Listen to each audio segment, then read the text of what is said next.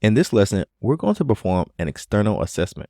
Now, the exact checklist and procedures that you're going to use to perform an external assessment are going to vary depending on your organization's own governance, risk, and compliance practices.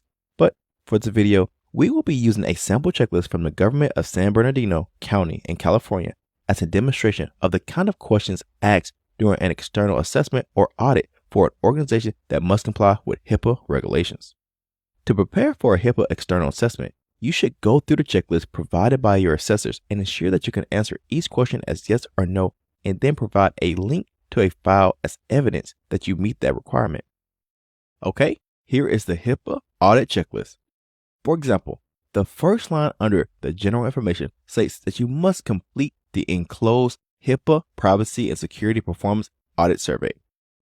Now, if you have completed it, you just simply mark yes, and then you will add the link to the file of your organization's share drive or external file sharing portal like Dropbox, Google Drive, OneDrive, or wherever else that you have been asked to provide your evidence files for this assessment.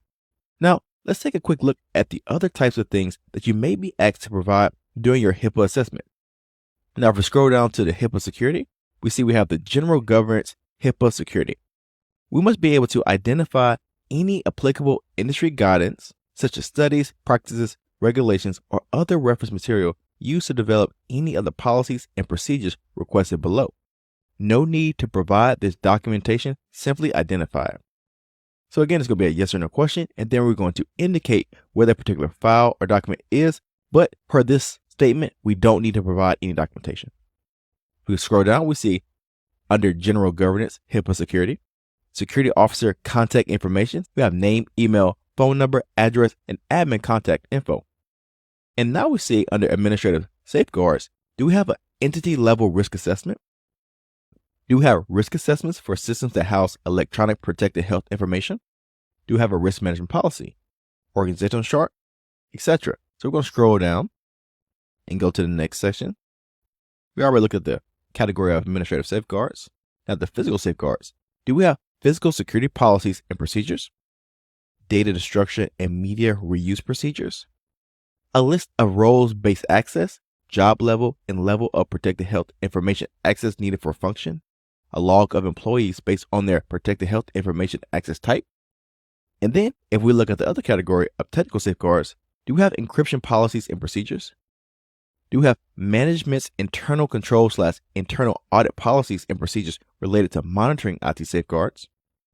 Also, do we have system-generated user access listing of all individuals with access to the system housing the PHI? Now let's scroll down again to the privacy section.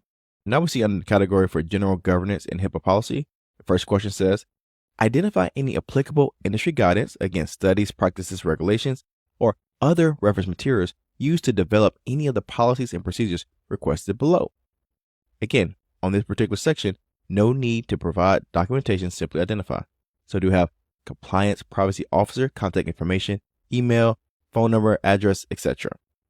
If you scroll down here, you just have other documentation. And the last section we have here is the high-tech organization process-based capabilities. And now the acronym high-tech stands for Health Information Technology for Economic and Clinical Health. Now, the High-Tech Act was created to motivate the implementation of electronic health records and supporting technologies for the United States. That's just a general background about high-tech. So again, it's just going to ask, do we have breach notification processes, entity-level risk assessment documentation, and capabilities? And of course, if yes, say yes. If no, say no, and then provide the file location for the particular information. So, as you can see, these external assessments can be pretty broad, and they are seeking to get a quick overview of your organization's current risk posture through a truly independent third-party assessor. These assessments and audits will not do anything to fix your security issues, but instead they are used as validation functions to prove that your organization is meeting a certain level of compliance to attempt to minimize its attack surface and that is prepared to defend itself against known cybersecurity threats and risks.